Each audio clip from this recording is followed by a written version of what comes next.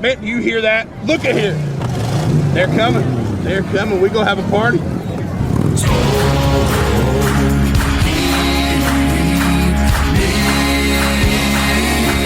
talking good old barbecue. Welcome to the Old Boy Podcast. I am your host, Chad Warden. Thank you so much for joining us. This podcast is going to be focused on really taking a look at entrepreneurship, brand building, blue collar, all those things put together. So that hard work, where it can lead, what are some of the obstacles you go through? What are some of the things you want to avoid? And just getting to know good folks from all over the world. We will have athletes. We'll have outdoorsmen. We'll have trades folks. We'll have barbecue folks. We'll have folks from all walks of life.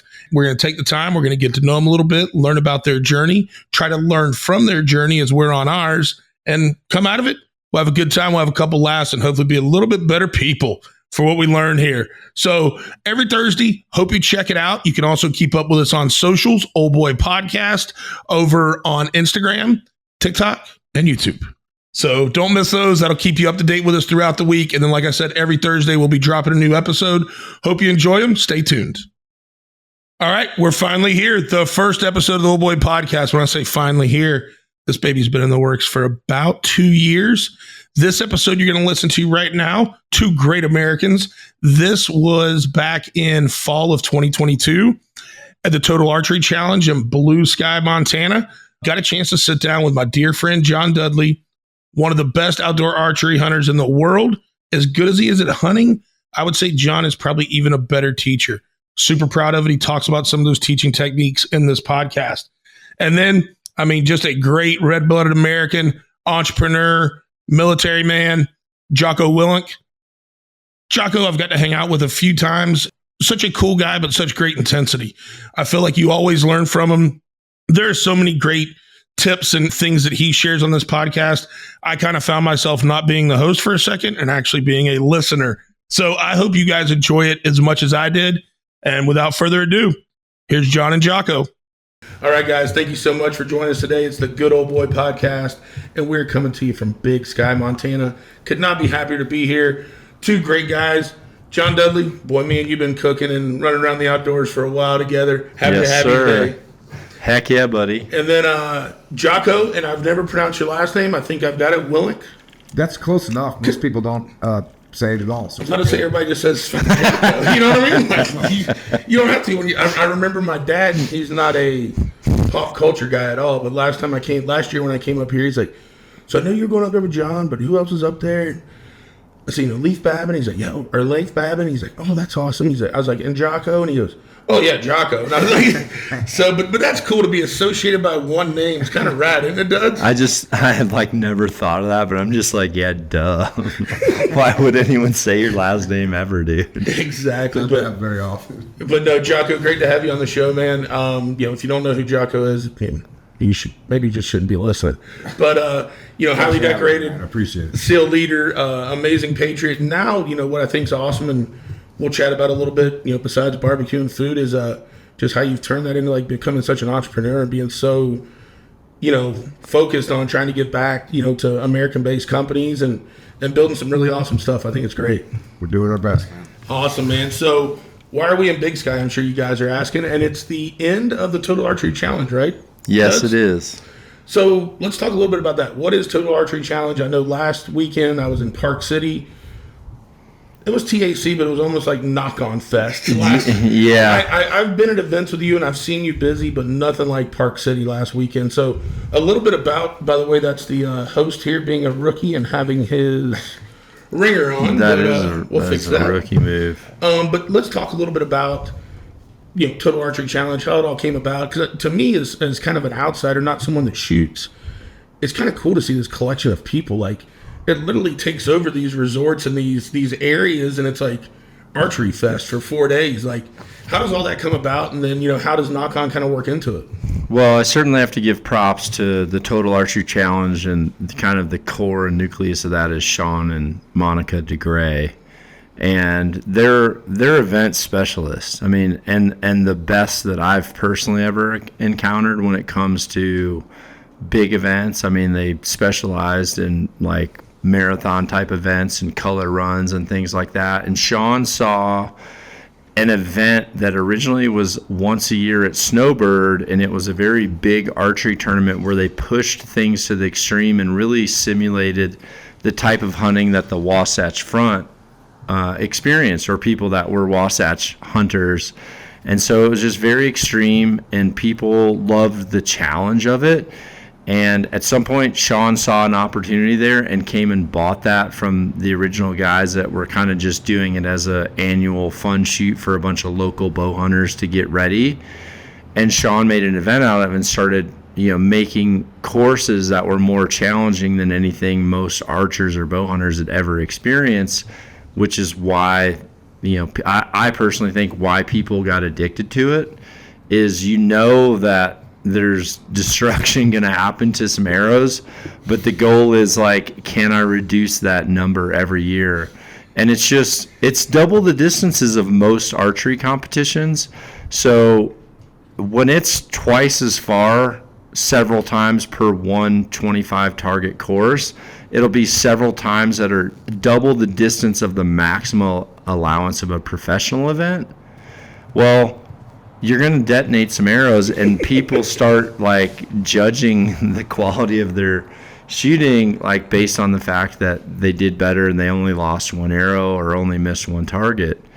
And it was the challenge of it, but it boils down to a very practical practice that I preached as a bow hunter. Is I really feel like as a bow hunter, your ethical distance is probably only half of your effective distance in practice. So by making practice twice as hard, you actually make realistic opportunities easy. That's the end goal. And that's, why I feel like if people come to this and take it serious, it's very, very fun. But if you take it serious, it's the best prep that you can do as an archer that wants to be an ethical bow hunter. Well, and you're leading right into season 2, right? Perfectly. So perfectly. I do got to say, as Dudley was talking about twice the distance, this and that, Jocko was over here with a slight chuckle. So first off, Jocko, what brought you into archery? Have you always been around it? Is it, how did you get into it? How did you and John get connected? And what do you think about some of these courses? So the reason I got into archery is because I was in an airport in Newark, New Jersey, and I'm standing there, and this big, tall dude walks over to me and goes, "Hey, you're Jocko, right?" And I said, "Yeah." And he said, "My name's John Dudley. I'm friends with Joe Rogan, and I think you should get into archery." And I said, "That sounds awesome." And we shook hands. I think I said, and if you don't believe me, I go, "Let's take a pic. You text it to Joe, and if he vouches for me, then let's hook up." I think I did that, didn't you? Something like that. So that was it, man. A few months You might have texted Joe a picture of me and had us both in there and been like, "Do you know this MFer?" So, and again, this is it's almost a level of embarrassing the introduction that I got in archery, because a few months later, John Dudley flew to San Diego with a bow that he had built, a custom built bow for me, and literally sat there and taught me how to shoot a bow. And that being said, just so I always want to let people know this, what John Dudley personally taught me, if you go and watch his videos, he's personally teaching it to anybody for free. Yep. So the exact same drills, the exact same everything, the way he goes over the equipment, how it works, why it works, all the things you need to think about from when you first get a bow, to how to treat the bow, to how to maintain the bow, then everything that there is to have to do with shooting and hunting, the gear, the whole 9 yards.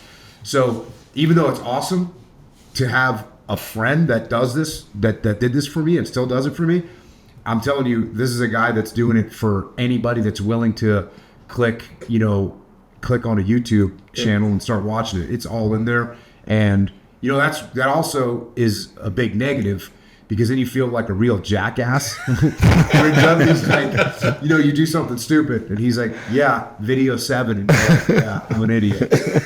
So it's awesome. That's exactly how I got into archery, from John Dudley sitting right here. I love it. And I got to say, I've had the pleasure of watching John instruct a lot of people, whether it be, Yeah, you really have, dude. You really have. Just the way, and that day for me is coming closely, I think. Yes. And we'll talk about that a little bit later, because I think me and you've talked about something that I think's kind of interesting to cover on the podcast. But watching John teach is amazing. I mean, he just really slows everything down for you, focus on, and I think this is when you're training with everything. And Jocko, I mean, obviously you can chime in here too. It's like, don't, take this one thing, perfect it, take this one thing, and then pull it all together.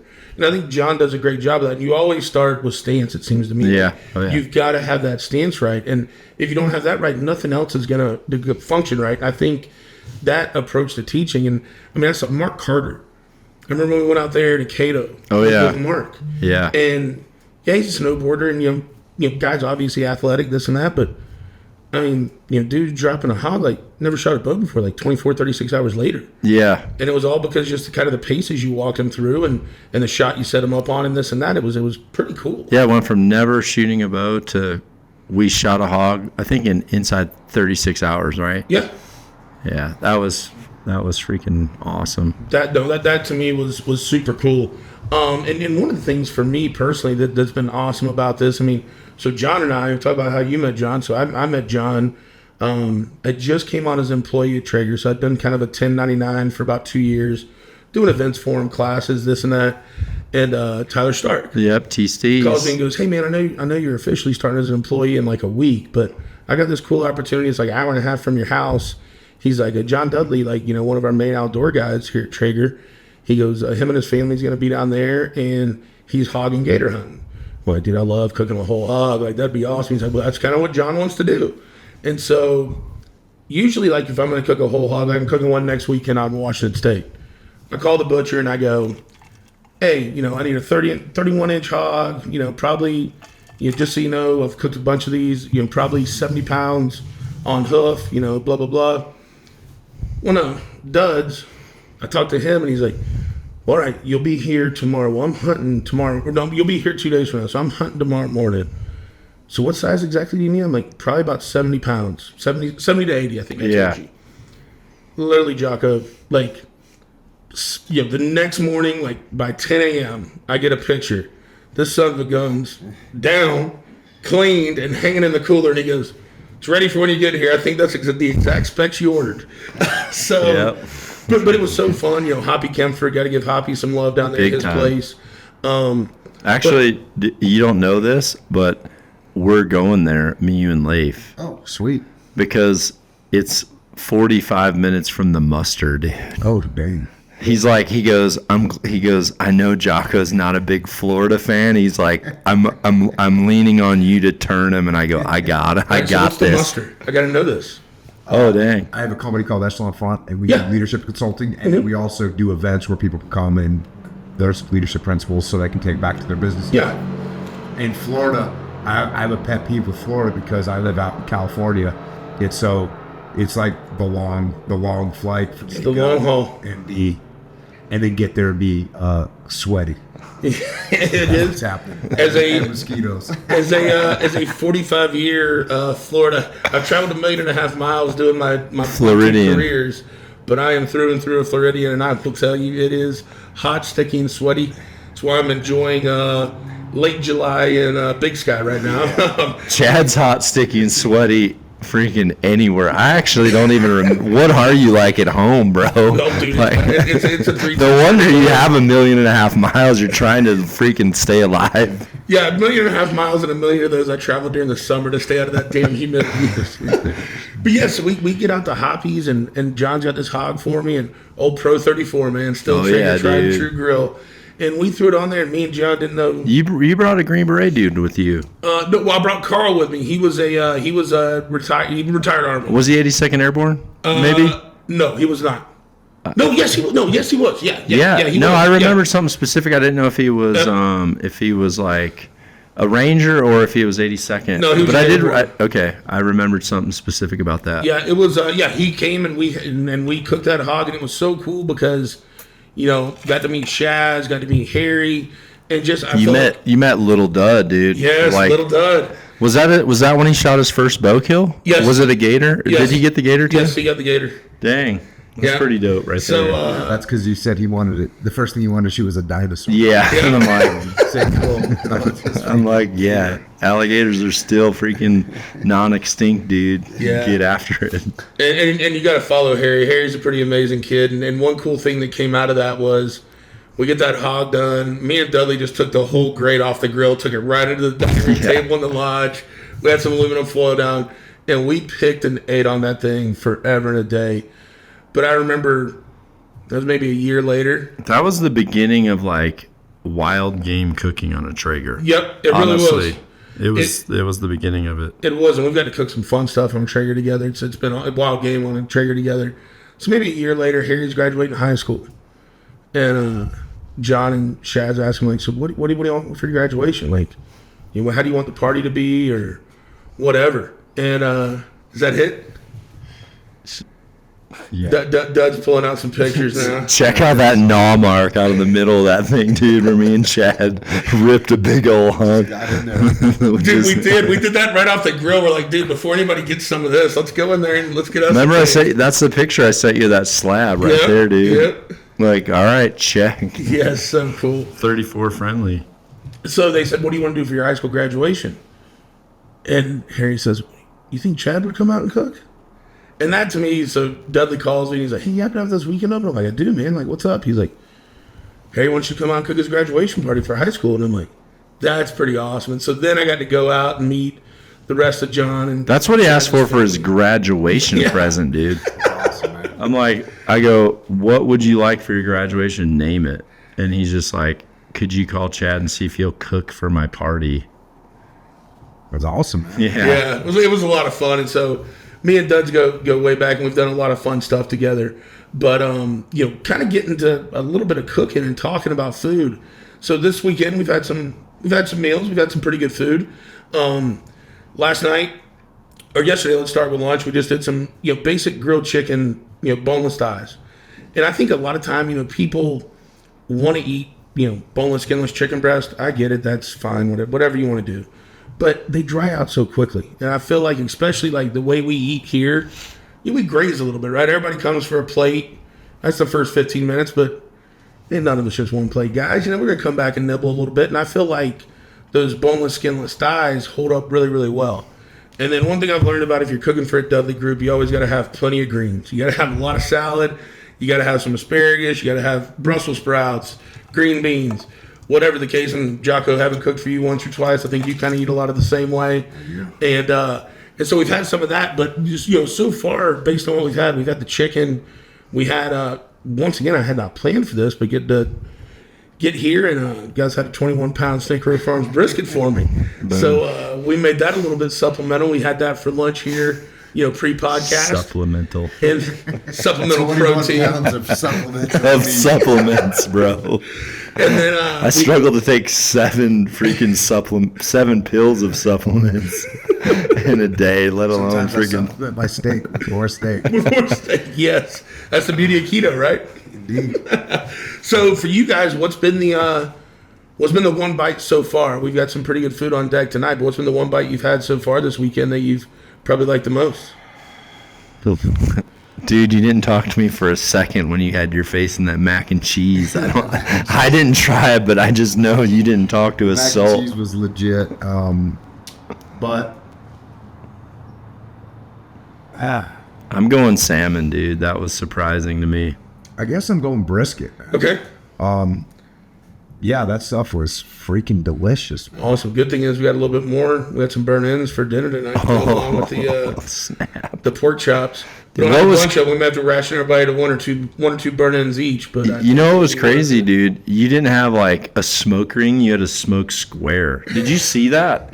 It was like It was like somebody did it with a ruler. Yeah. It looked like someone drew like a freaking 1/4 inch thick in a perfectly square radius around my whole brisket slice of just a freaking perfect pink ring, dude. Yeah, that was tasty. Yeah, brisket to me is one of those things, I've got asked it a couple times this week, and people all the time, what's your favorite thing to cook? And I always say brisket. Because, dude, you're either vegan or you haven't ever had good brisket if you don't like it. I mean, it's really that simple. I mean, it comes from the chest of the cow, so it's not it's worked a lot, but man, if you cook it right, and it's amazing. And so for this one, what we did, staying a couple of miles off site from where we're cooking, so I just ran it at 165 all night. And I hear it smelled pretty good around here. Yeah, dude. Jocko rolled his windows up, and in the morning when I woke up, my room smelled like the inside of a beef jerky packet. And Jocko goes, I rolled my window up because I thought I'd wake up and you'd be eating on my arm otherwise. I thought Chad was going to come and throw some seasoning. I was going to call it good. Because my windows were right above the smokers, right above the Traegers. So it was definitely kicking in there. Yeah, so just let it roll all night at 165. We got here about 9:30 in the morning. We put it on about 10 o'clock last night, and then kind of assessed it. It was like 140 degrees. So pumped it up to 275 and let it keep cooking. And then we wrapped it about an hour later and then cranked it up to 325, and she was done and pulled it off. And we sliced up the flat for lunch today. And then, like I said, we'll have the burn-ins for dinner tonight. But to me, I think brisket's one of those really, really fun things to cook. But at the same time, I love that you like the salmon, John. One thing I think people make a mistake on with salmon is, though, they overcook it a bit. They'll cook it to that medium. Just like wild game. Yeah, you're exactly right, John. Yeah, if you want to ruin like whitetail, mule deer, elk, pronghorn, then cook it to 145, and then it's just like, oh no, it's brown meat with no marbling whatsoever, and now it's like just a solid piece of meat with no fat in between it, like you've overdone it. Yeah, and so especially if you're thinking about like I talked about earlier, the way we eat, here, and the way we eat in camp usually is, we graze a bit, right? So if you think about it, I try to pull that salmon about 125 to 130. I always tell people the easiest thing with salmon is when you're cooking it, when you start to see that fat, you start getting those little bit of white fat coming up, that's it. It's done.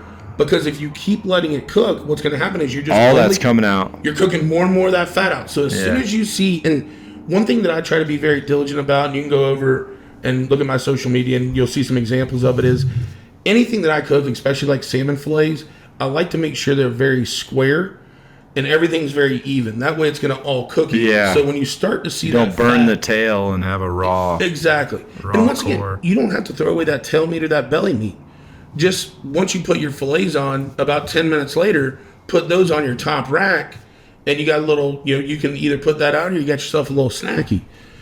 But having that fillet be as uniform as possible makes everything cook super evenly. So when you start to see that fat first start to bubble out of the fillet, that's when you need to pull your salmon us. And I'll tell you what, that's a free one, guys, just for listening today. Not go hit you with a 49-cent pop for that one. But you taught me that with pork too, dude. I'll have to say, because a lot of times, and this actually boils down to something that you said earlier, and I'm trying to think. I want to think what it was, but you were talking when you listen to me coach. You talk about the importance of like the basic fundamentals, how important the details will work themselves out. You were very specific about this for me. You said, listen, dude, you're too focused on time. I need you to memorize temperature. And when you told me, hey, dude, steaks 132 to 135, pork chops 145, not 165, then and then you went in the same thing with chicken 165, because we're all resters, right? Mm-hmm. And then you taught me where to bring brisket, and when it hits that number, that's the wrap, and when that's the wrap, 202 is the pull. Once you ingrained those numbers, then I had my stance. That was my base. So what you cook at, and what pellet you use, what temp you cook out, what speed you cook at, those are still only relative to the number. Yep. And understanding what the number will do, right? Yeah. So if we've cooked that brisket at 375 the whole time, and we pull it at 202, it's going to carry over 30 more minutes at least, because you've been throwing a lot of energy at it.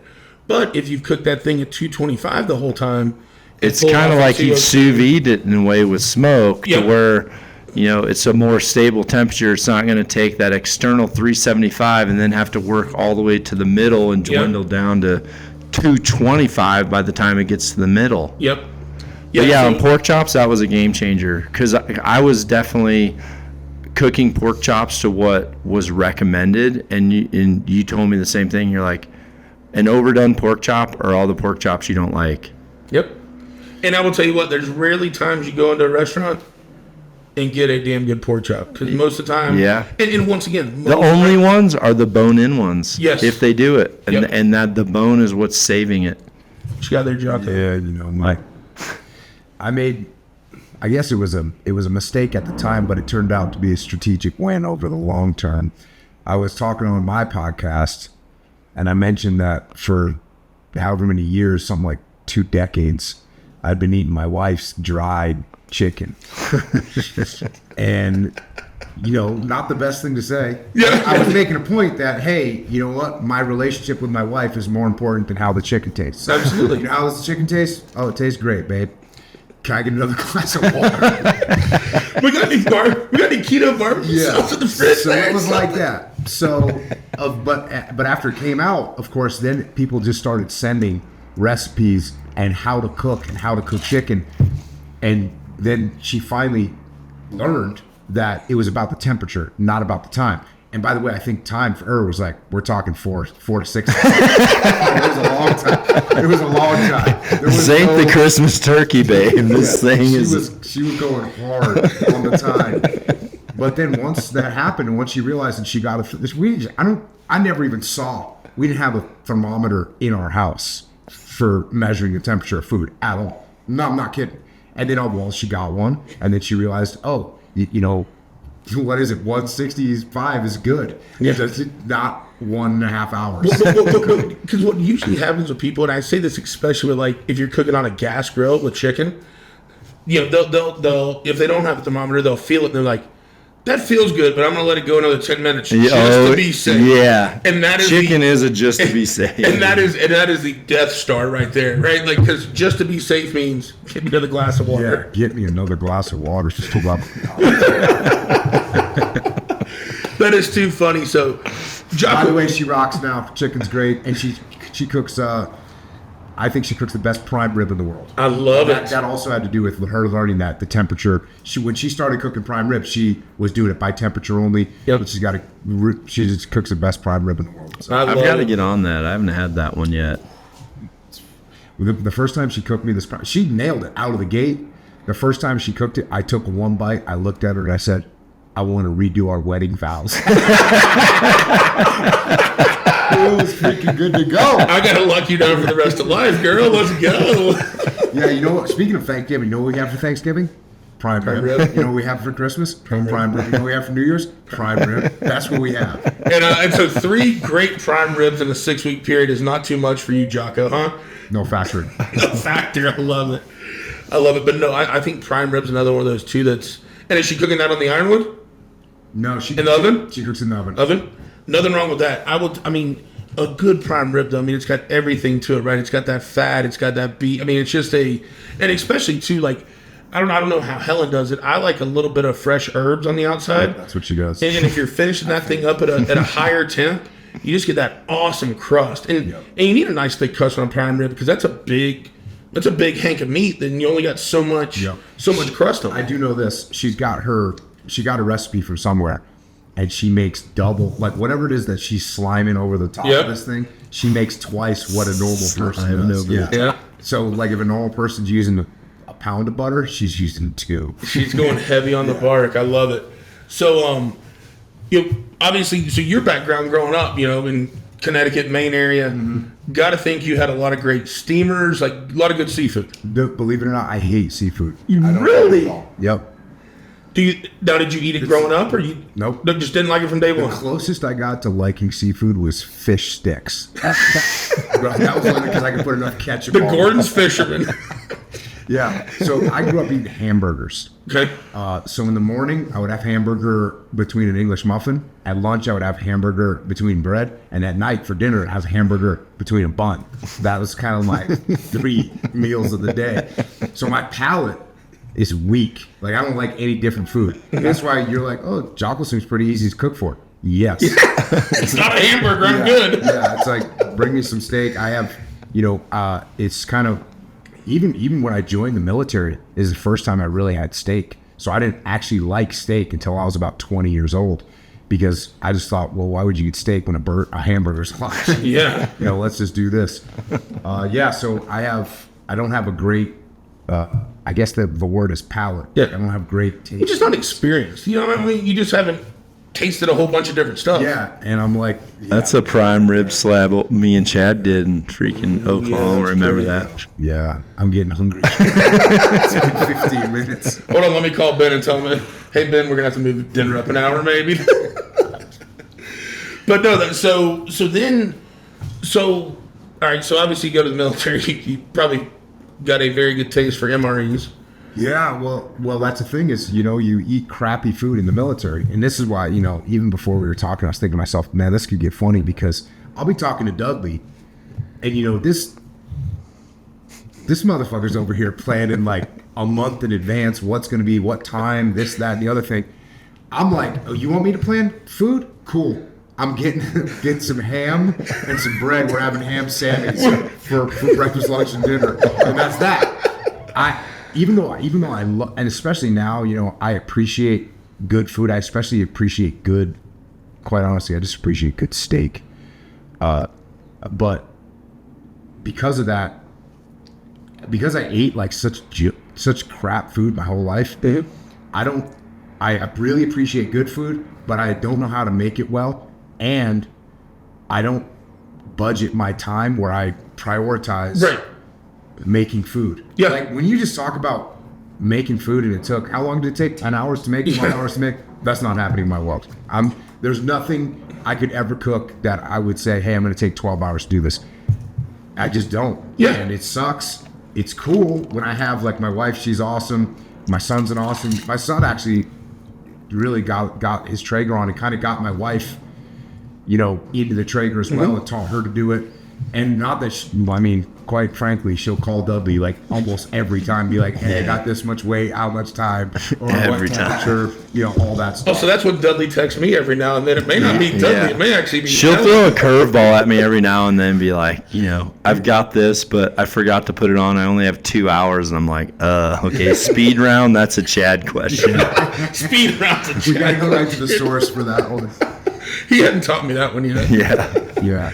But I'll tell you what, one of the things that I don't like about Traeger at all is now if you're eating a steak at home cooked on a Traeger, then you go to a restaurant, you're probably some not disappointment. You're probably not going to get, it's not going to taste as good. And so like my son and my wife now, they'll cook. I would rather go just stay at home and eat steak off the Traeger than go to a nice restaurant. And I've even told people too, if you forego that nice restaurant, and let's say, especially San Diego, out here, Big Sky, you go get a good steak somewhere, it's going to be, if you have a cocktail, It's $150 a plate. Yeah, 100 to 150 a plate.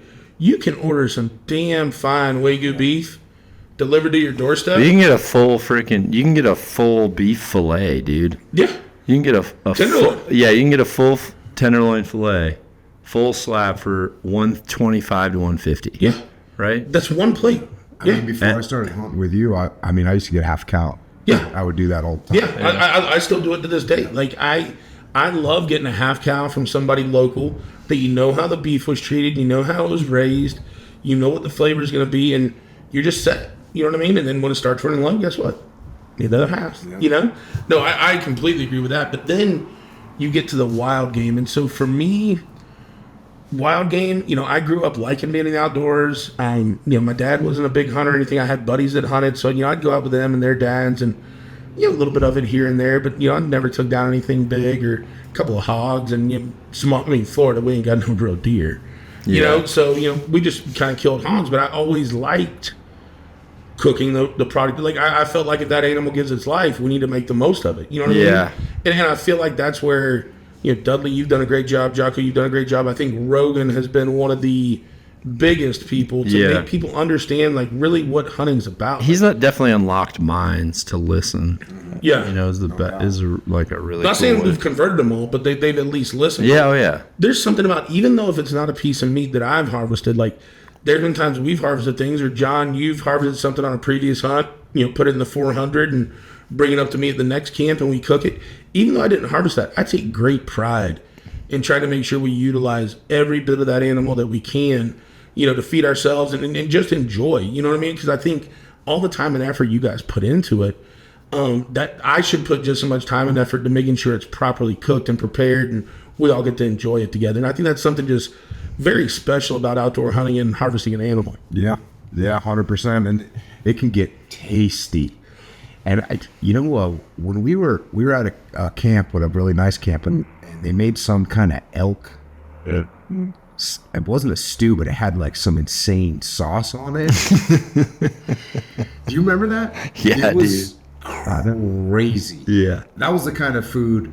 That was the kind of thing that if you could just have it every single day, you could go at least 6 months straight with just that. Oh yeah, that was good. Yeah. All right, I do got to ask this while we're talking about great, tasty food. Jocko, in your 20 years, in the Navy, best tasting MRE and best chow hall meals. Best tasting MRE, I guess I would probably say the hamburger and bun. There's no hamburger and bun. I used Add to water. Spaghetti pretty good. I got to a point where I literally hated MREs. I hated them. But at that point, they're kind of a point of survival, right? You're out there and spending so much energy, like you've got to take it in. My first deployment to Iraq, we lived for a little. It wasn't even that long. I mean, there's some Army dudes that are out there that have probably lived for like 3 years on MREs. And being in the SEAL teams, we can maneuver a little bit more. Yeah. So we lived on MREs for a little while. And by the time we started getting some real food, I was done with MREs. But yeah, I would say my favorite one, if I had to go into that hole. Chad, thanks for bringing up that terrible memory of my life. I would say probably the spaghetti. Yeah. Would probably be the one that I would eat. Gotcha. But and then best chow hall. I mean, some of the chow halls, you'd go to chow halls in Iraq sometimes, like in the built-up areas where what they call close to the flagpole, which means where like the admiral or the general is. There's no kidding. There's some of those chow halls had ice sculptures. Are you kidding? I'm not kidding. It's not. I actually say that in a negative way. Yeah, sure. If you got ice sculptures in a combat zone, you're focused on the wrong thing, and so that's a horrible situation. The other thing that was interesting is depending on where you were, the further you got away from the flagpole, the worse it was. So like my first deployment to Iraq, we'd roll out to some fob in the middle of nowhere, and we had a pretty good chow hall on our little camp, and then if we wanted to, we could go to the big camp and then get like basically anything you wanted. Yeah. But you go out to these forward operating bases in the middle of nowhere, and you run into these dudes, and they're just like they're literally eating MREs, and so it sucks. Yeah. But the guys are working hard. They're trying to get you some good food, and you can get when you're over there in the holidays, Thanksgiving, Christmas, they usually try and put some together, and it's freaking good to go. Yeah. Traeger went over, I think they've went and cooked for the troops 3 times, and I haven't been able to go the 3 times they went. But all the guys that came back were like, you have no idea how much it meant for them to get a taste of home. Like, just, good American-made barbecue, slabs of ribs, brisket, that's the smallest thank you can give as a brand, but means so much to the guys that are over there, and that's maybe the first bite of back home they've had in a hot minute, Yeah. It's I think it's really cool. And one of my intel guys, we built a grill, and we had a welder. We welded up a grill, and one of my intel guys, I think he actually has a restaurant somewhere. He was a good cook, a really good cook. Yep. And 4th of July, Leif's platoon was out in the field, and I was like, hey, when they get back, like, we're gonna track where they are, and we're gonna get steaks. And we got ribeyes. We got like 45 ribeyes. I think I probably broke 19 different laws. when they rolled back in the wire, got done with debrief, and they all had big, juicy ribeye steaks. That was legit. And ladies and gentlemen, that's how you build morale within your troops. Steaks. It'll do it every time. Speaking of that, Jocko, a little bit of leadership. I mean, you talked about it with Echelon Front, and book that I've really, really enjoyed reading is Extreme Ownership. And I was thinking about it, kind of leading up to this discussion today, And, the business world's in a little bit of a tough place right now. And I think it's like super interesting times, right? So we're on this onset of a recession, inflation's super crazy, but at the same time, for every one person that's looking for a job, there's 2 jobs out there. The housing market, shit, we haven't seen that slow down at all. You know what I mean? But to me, when you look at what businesses are going through in extreme ownership, to me, I looked at Shopify. So I think a couple of days ago, Shopify announced they laid off 100 people. The CEO walked out there in front of everyone and he fucking owned it. He said, you know what? I thought that we could advance this company 10 to 15 years during COVID.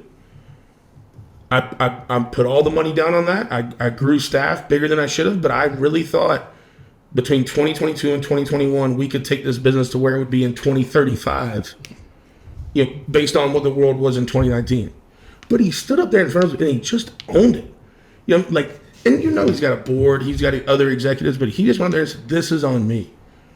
And I think that's a very cool thing in this economy right now, because there is so much going on. But and as soon as I read that, the first thing I thought about was you and Leif's book, extreme ownership. Like, just standing at the top doesn't mean you get to just take all the pictures and do fun stuff. You've got to, when it does get bad, 1, you've got to own it, and 2, you've got to rectify it. So, like, if you were to give, and I'm not asking you to give away the farm here, no, we got a consulting service, but if you were to talk to... I give it away. I give it away every day. Yeah, I know you do. But like, if you were to talk to some of those leaders now that are going through, what we've got coming, what would be some of the 1 or 2 things that you would just say, kind of stay focused on this, and obviously you got to navigate the other waters, but like, what do you think that those kind of leaders should be looking at, walking into this? Yeah, well, the first thing is you got to recognize what's happening, and you got to be humble enough and honest with yourself about what's happening, because it's going to hurt. And if you go into this thing thinking, well, it's probably going to hurt for everybody else, but we're going to be okay, that's the first lie that you're telling yourself, and that's going to cause more problems in the long run. And then the other part that you just mentioned, when something does happen, you have to take ownership. But taking ownership in itself doesn't solve the problem. You actually have to take action to get the problem solved. Yep. And unfortunately, like in a Spotify, or who was it? Who'd you say? Shopify. Yeah. Shopify situation. They obviously had gotten too much overhead. Yep. Too many staff. They weren't able to support it, and that leader has to make a hard call. Now, I would hope also that he is partaking in the sacrifice, right? Because there's another mistake that leaders can make, say, oh, things are getting bad, we have to sacrifice. And when I say we, I mean all of you. Yeah. I'm about to lay off and need to sacrifice. The leadership needs to participate in the sacrifice as well in order to carry on. So think about that as well. But you've got to take ownership of it, and then you've got to do something to actually rectify the situation, to solve the problem that's out there. And you want to get ahead of it. And look, this doesn't mean making rash decisions. This doesn't mean doing something extreme. It means getting ahead of it and having a plan that you can execute quickly when certain triggers occur. So certain financial triggers occur, you're ready to go. You already know. You don't have to hesitate. You don't have to wait. That's the situation you have to get yourself into. So that way, when it does come, and it hits, and it will, you can have some survivability with the least amount of negative impact. No, I think that's amazing advice. I mean, great advice, because I think it's, you're looking at a lot of leaders now that are in that position. I mean, the last time we had something like this was 2008. There's a lot of guys that may have been middle management or just bottom of the rung when all the, and are now in a situation where they weren't impacted by it. They weren't really impacted by it then, but now they're having to manage it now. So I think it's a really interesting spot. So I think that's great insight. And just, I think right now it's one of those times that the true leaders will rise to the top. You know what I mean? Yeah. But because it is going to be tough times, and it is going to be tough for a lot of companies, but with the right leadership and the right team around you. And I think that's another thing you and Leif talk about a lot, and you talk about in your podcast too, is, you're you, but surrounding yourself with the best team possible. I mean, that is huge. And I always say, when I'm trying to surround myself with people, look in first. What are your weaknesses? And what people can you bring into the brand to help offset your weaknesses? Look, I'm great at getting out in front of people, talking, cooking, talking about the brand. Look, you need some shit done in Excel or PowerPoint, whatever. Chad's not your guy. Nor am I. And you know what? Nor used to am be I. that guy. was that guy like 10 years ago? The real question is, are we actually recording this podcast? We are actually recording this podcast. There's 3 idiots running. We are 43 minutes in. We are good to go. Got about 10 to 15 left. We are solid. But to me, it's like building that team out to where, you all have each other to where you excel and you're the best team possible, not just an individual leading a bunch of other individuals. Yeah. No, you definitely, obviously want to build the strongest possible team you can. The other thing you got to do is you got to stay humble enough to look at what's happening and realize that you might be wrong about what's happening. Yep. It sounds like that's what the Shopify guy said. This is what I thought was going to happen. This is what actually happened. Here's the consequences of that. Here's what we got to do to make those adjustments. Sometimes people, we use the analogy of parachuting, where what happens with parachuting is if you have some kind of a malfunction on your main parachute, so you look up at your parachute above your head and it's not opening the way it's supposed to, and you try and fix it. But eventually, at around 2,000 feet, you got to say, oh, this isn't going to work, and I need to get rid of it. And you need to cut that parachute away and pull your reserve parachute. Well, it happens with guys when they jump. They keep trying to fix that main parachute. They keep trying to fix that main parachute. They keep trying to fix that main parachute, and they hit the ground. And so you've got to recognize when it's time to cut that main parachute away and go into your reserve, because the way you packed that main parachute wasn't good. Yep. And it's not working. And sometimes establishing that protocol with the whole team to where it's not a shock to everybody, where it's like, hey, just so you know, as a company, we need to vote on this, but what is our reserve pull? Yep. And that's what I talked about for a second there. I talked about triggers. Mm-hmm. What triggers do you put in place? Hey, if we go through this financial wicket on the positive side, great. We can maintain this level of staff. We can maintain this level of marketing. We can maintain this level of investment. If we start going in the other direction, here's a trigger that's going to cause this reaction that's pre-planned, so everybody knows what's going to happen, and that way it's not a shock to our system. We know what to do. We execute with it. We execute the plan. Sure. No, that makes a ton of sense, because the thing about it is preparation. If we get to that point, here's what we need to enact. And not just getting there and going, oh shit, we need to rally all the troops and talk about it. You know what I mean? Like at that point, it's too late. You're burning. Yep. And this is a little dichotomy. You also need to maintain flexibility, because sometimes, well, actually, almost never are things going to go exactly the way you thought they were going to go. So you might say, oh, we're reaching this financial trigger, and so that's bad. But you didn't realize some other part of your business picked up for whatever reason. Right. So now, okay, we actually need to adjust what our plan was. Yep. And sometimes people go blind with their plan. So I don't recommend that either. So what you need to do is have a plan and then implement the plan, but be ready to adapt the plan to what's happening on the ground. Absolutely. And I think, too, another part of that, to kind of add on to it, is not operating in silos. I've been a part of some businesses in the past where, everything was looked at as revenue generating, demand generating, and admin. Well, don't look at it in those silos. Yes, those are all silos and they all have very important functions. But you got to be looking at all of it collectively. Just because one silo is healthy, kind of like what you said, well, just because one silo is healthy, the next one could be struggling. But just making sure and look at the overall business and not just these bits and pieces. And I think that's great advice. But I have 2 things I want to talk about. One, I'm going to talk about that silo, because that actually is very relative to when I competed. It was critical that I always had a number 1. When people said, when you competed, how many bows did you have going? So I always had 3 bows going. One was always my number 1, and I made sure it was my number 1. But I was in my downtime, I always had focus to try to make my number 2 better than my number 1. And my number 3 was a gamble. I would try things with it to where deep down I didn't think that I was going to make it work, but I'm always like, it'd be awesome if I could surprise myself with this model all of a sudden outperforming what I think is my number 1 and my number 2. So I always had those 3 things going, where don't mess with your number 1. Like that's Old Faithful. Yep. Let it roll. Put enough time into number 2 to where maybe it could pass it or push number 1 to get better, and then have one curveball in the bag and be working on something. Not a lot of focus, but when you were burned out on those other two things and you wanted to just be creative on something, you could fall back into the number 3. So it is so funny you put it that way, because for you guys that don't know, back before I got with Traeger, I was running the roads probably 25, 30 weekends a year doing competition barbecue. And I was kind of the same way, John. I had my current flavor profile for all 4 categories. And for you guys that don't know, the 4 categories in competition barbecue are chicken. Probably 85% of the teams cook bone-in thighs. The others cook drums. Then you've got your pork ribs. Almost all the teams cook a St. Louis style rib. Then you got pulled pork, which is the pork butt, and then you got brisket. But I would always have this is what I'm currently running.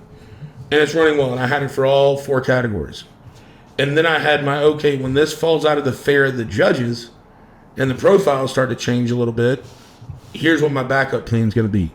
And then I had a third one, which was, at that point I was cooking maybe 2 or 3 big contests a year, whether they be world championship contest or just good money contest.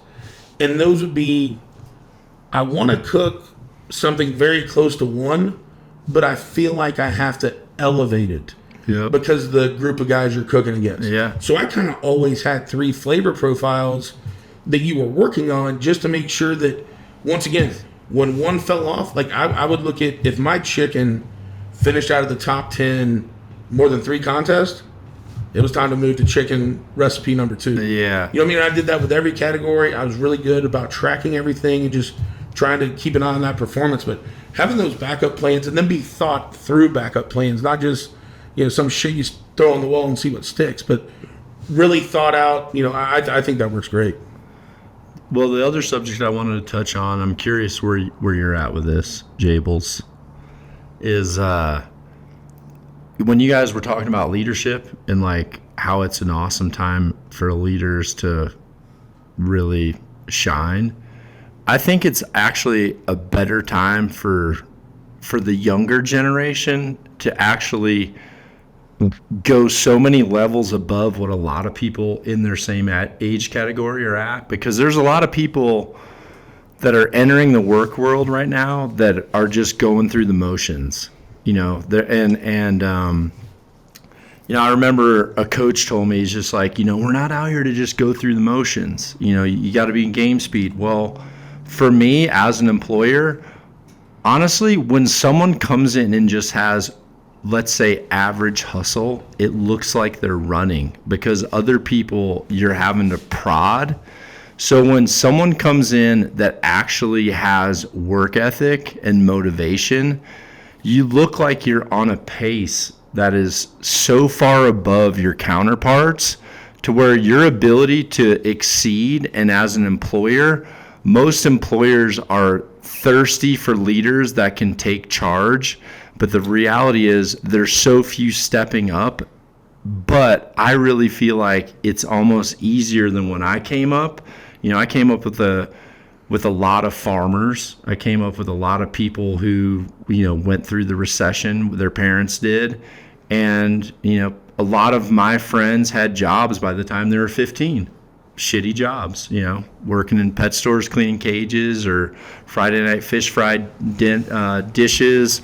Just whatever you put into the house. Yeah, like mowing lawn. Like I was telling Harry like how many things I traded people to like cut their grass for the whole summer for like, if you give me this, because I was saving up for something.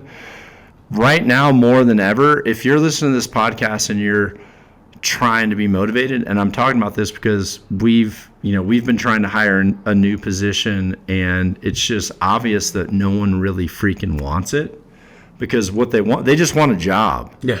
But the thing is, like, if someone comes in that shows me that they're passionate about what they're doing, then I'm 100% wanting to freaking give someone the keys to drive this sucker. You know what I mean?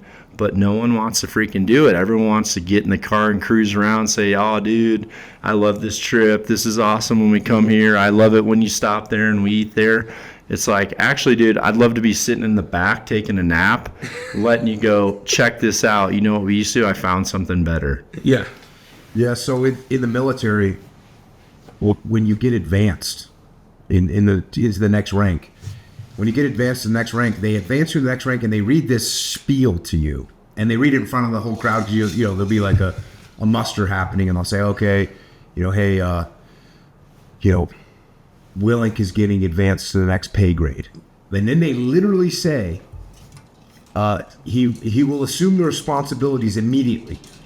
And his pay will come in, there'll be a certain time period. It might be 6 months, it might be 9 months, it might be a year. It'll be within 1 year, you'll start getting paid for your job. Sure.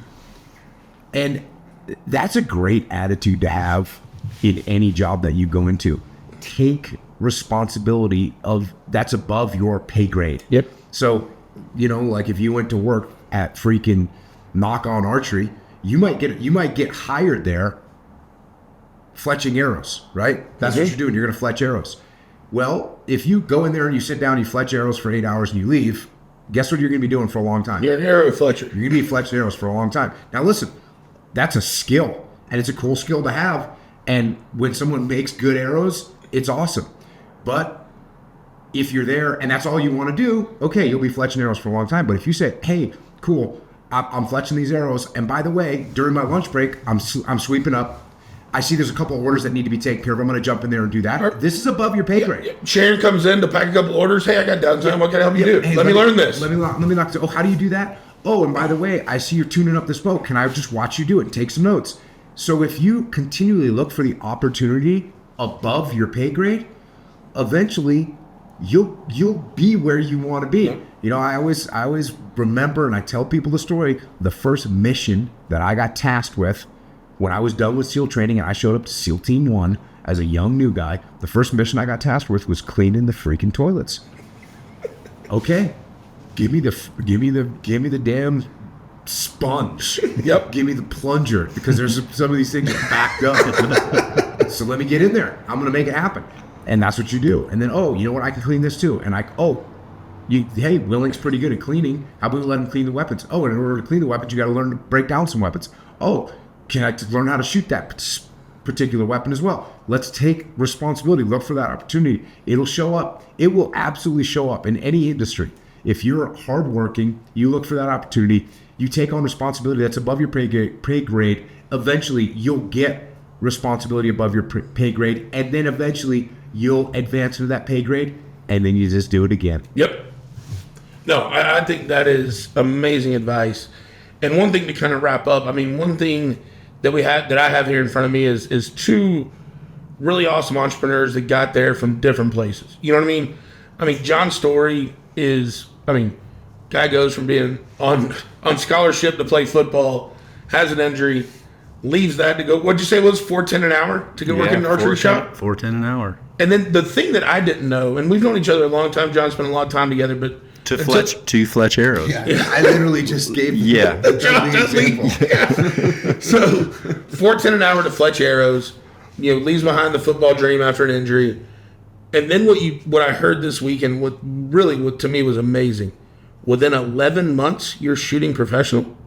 Yeah, I would say pretty close to that. Yeah, Jocko, think about that. It was for sure within 3 years that I was competing professionally. Yeah, I went from horrible as an amateur to, honestly, I had one tournament where I saw my potential, but I also thought this was kind of weird. I wasn't good enough to be a semi-pro, and it was 3 times more than I had money to pay to enter into that competition.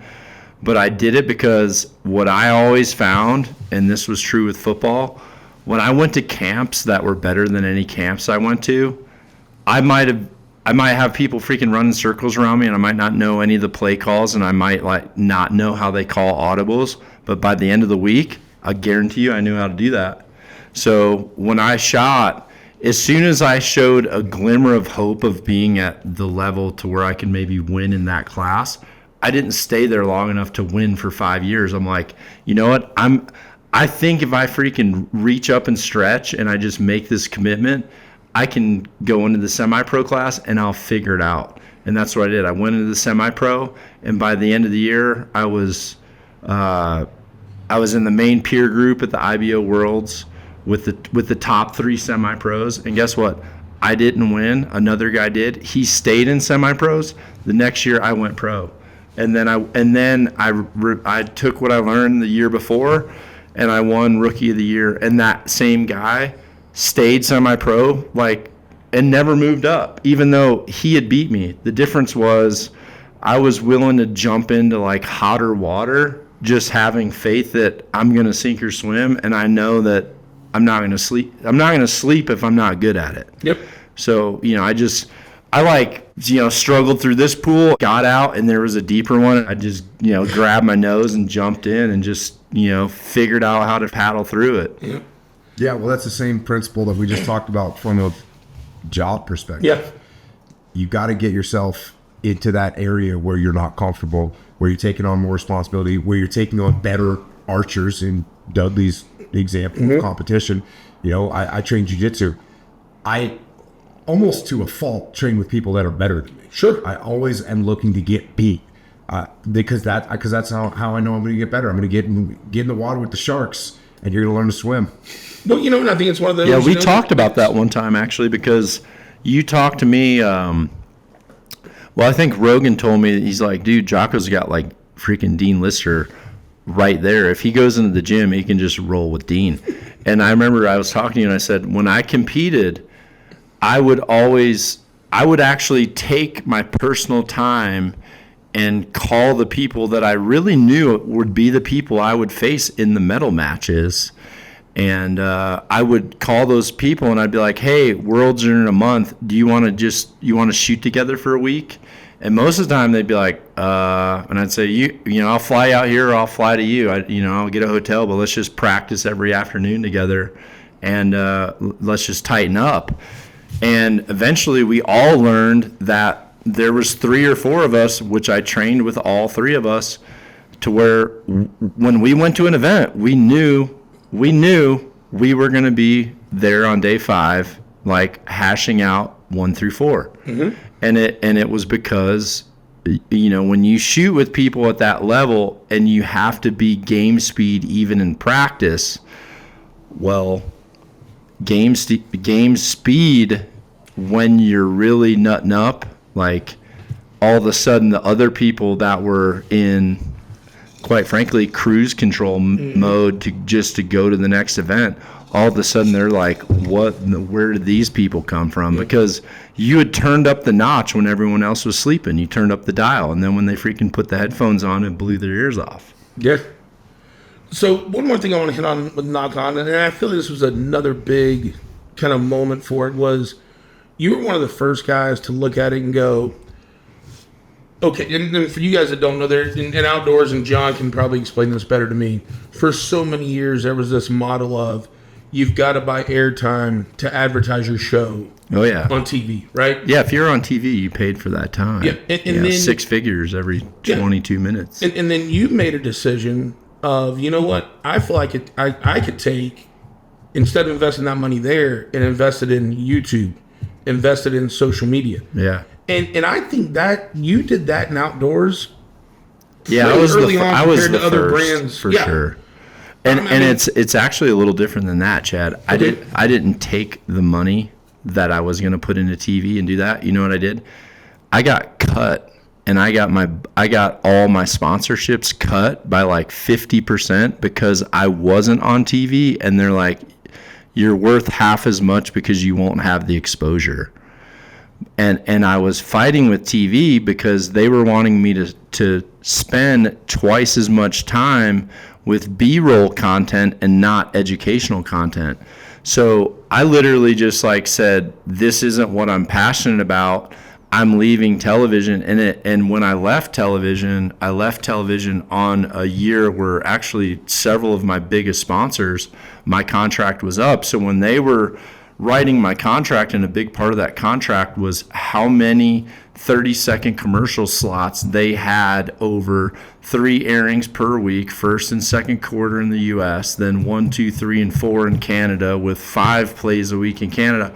So how many times their commercial played and their billboard at the beginning of the show, that is what they bought. And when they realized that they weren't going to get that, even though I was saying, no, I'm actually going to see more faces because I'm going to put everything out there for free. everyone just thought I was being a freaking idiot, but kind of liked me, so they didn't want to cut me. But Full on them, huh? so what they did was they just sliced me. They like severed me, and we freaking went into unknown territory with half of what we had as a security. That's really how it went down. And that is truly putting your brand on the line, right? Because you don't know what the other half looks like. You kind of know what TV looks like, and you know that model because you've done it a little bit, you know? But then you say, I'm going to go out and bet on this new approach, these new technologies, and that's where I'm going to take the brand. I mean, that's a pioneer being a pioneer, and you've got to respect that. And a lot of times it doesn't work out as well as it has for you. You know, sometimes, you know, that YouTube fad could have burned off, and that would have been a huge setback. But it didn't, and you just kept on. And still to this day, like, the one thing I think is amazing about both of you guys is you still don't take the foot off the gas. You know, there's enough to pray over, and you got enough today, stuff going on. FYI. Yeah, but you know, you don't really take it off the gas that much. You know, and I think that's pretty amazing to watch and see. Earlier today, I was talking to Holly, and she actually was talking about me, you, Leif, and she actually said, you know, she's like, I don't know Chad, but it seems this way, and she's like, you guys have built such a really cool, successful business platform, and you guys are really, you guys are really, I forgot how she said it, but she said something like, you know, you guys are really passionate about what you work for. And I said, well, I think what's similar between me, Jocko, Leif, and Chad is we're passionate about what we're working for. That's the difference. And I think that if you have good hard work ethic, that's awesome. You're probably the perfect support person, which, you know, I'd love to freaking get your number. But, you know, if you're not super passionate about something, you might be a freaking unbelievable bishop. Yeah. You know, but I know for me, I'm passionate about archery, and I'm passionate about archery education.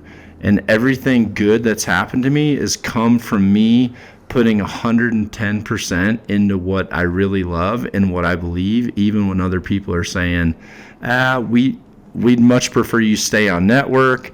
This is what the Nelson ratings say, blah, blah, blah, blah, blah.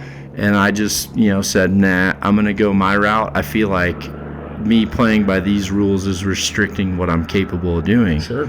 So I think even though in a way when you say that same sentence, you can just flip two words, but the power of it is it's actually what separates us four and a lot of people that I know are fully capable of having an unbelievable business venture, but they don't have something. They're like, hey, what if we made a jump rope that like, and I go, do you like to jump rope? And they're like, no, I don't jump rope. And I'm like, okay, dude. Yeah. Right? Yeah. So Jocko, that kind of leads to obviously coming from the military career to you know, writing the first book, you and Leif. And then it was like, you go on the PR tour for the book, and like life kind of blew up, right? I mean, the Tim Ferriss podcast, the Rogan podcast. I mean, it really gave people that first glimpse into who you are, you know. And I can tell you, I've probably listened to that Rogan podcast 4 times, and I listened to it again on the drive here, and it was just like, it was cool because it was kind of you opening yourself up and just sharing more about what it was, and now it's turned into Jocko Go. You know, you've got the denim company. There's so many things that have spun out of this. One, could you ever see that, you know, the day you took your papers after 20 years from the Navy? And two, how has it been to manage it? Because, you know, I can see the step from the military to the books, you know, taking the amazing leadership you learned there and you developed there and sharing it. But then, like, jumping into the other businesses, that was probably a little bit of a leap. Or was that something you kind of had planned coming out? Keyword on that is little leap, because that's how I operate. I don't just decide, well, you know, I want to make t-shirts, so I'm going to buy a factory and start producing t-shirts. No, you hire some, you know, buddy to make some t-shirts for you, and then you put some screen printing on, you see if anybody wants them. Yep. Because there's a chance that nobody wants this dumb idea that you have. Sure. right? And you got to come up with a different idea. So that's pretty much what I do all the time. Is if there's a demand signal for something, like we make jiu-jitsu gis, right? Jiu-jitsu gis, is there a demand for them? Yes, there absolutely is. Is there a demand for American made? Yes, there absolutely is. So we make American made jiu-jitsu gis, and people are stoked to get them, and they're awesome. But we just didn't invest in we didn't spend $5 million out of the gate. I didn't borrow a bunch of money. No, it's like it all built small. Even Echelon Front. Echelon Front used to be me and Leif.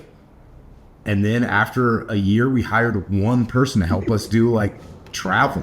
Yeah. And then after a while, we hired someone else to help with some of the contracting.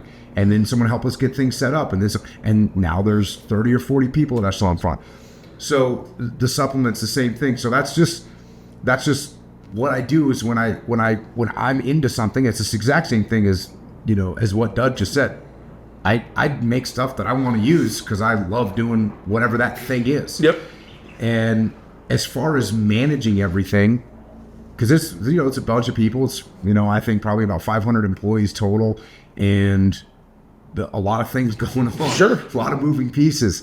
Manufacturing is hard. Dudley and I talk about manufacturing is hard, and there's a lot of that going on. So how do I manage it from a leadership perspective? Well, if you've read Extreme Ownership, you know exactly how I do it.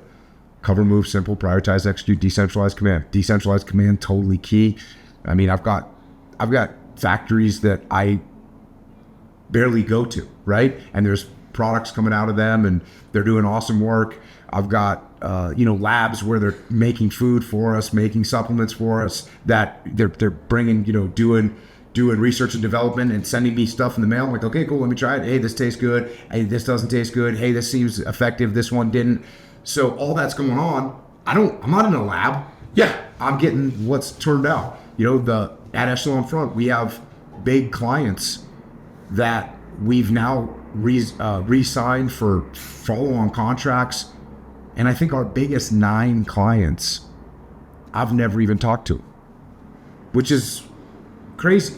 Right. And these are people that, they originally reached out to Echelon Front so they could work with me. Yeah. And next thing you know, I've never talked to them. Why? Because we have an awesome staff. We got an awesome bunch of instructors. They all understand what's happening. So as far as... And you've taken what made them interrupt there, but you've taken what they wanted in you, and they wanted to work with you, and you've trickled that down to your leadership team, and they don't know any difference, right? Right. They feel like they're still getting everything they would have got from you because you've trained them appropriately. The principles are the principles, and it doesn't really matter where you learn them from. So yeah, that's what I do, and that's how I do it. I tell everyone how I do it. Like, this is how we do it. This is how you should do it too. Yeah. There's no secrets, But I think there is no better proof in the pudding than saying, what I'm coming in here and teaching your Fortune 100, Fortune 500 company, or my company's coming in and doing, is the same exact way that we manage our businesses. 100%. That is, what, you don't need any case studies or references. This is the way I do my shit. And I'm gonna advise you how to take your business, totally different than mine, but take those same principles and crush it. That's it, man. I love it, man. Well, guys, I stole a couple extra minutes of your time. I apologize. I'll make sure dinner's extra special tonight. Duds, where can everybody find you at? At Knock On TV on Instagram, Knock On Archery on YouTube. I'm at Jocko Willink on all the different social media channels, and Jocko.com. There we go. And why do you need anything KnockonArchery.com. KnockonArchery.com, Jocko.com, WhiskeyBBQ.com. Thank you guys so much. Once again, Jocko, John, amazing time. Love the discussion. And looking forward to a good dinner and maybe a cocktail or two tonight. Awesome, man. Let's eat. Sounds good. All right, guys. Thanks so much for tuning in. We'll catch up with you next time.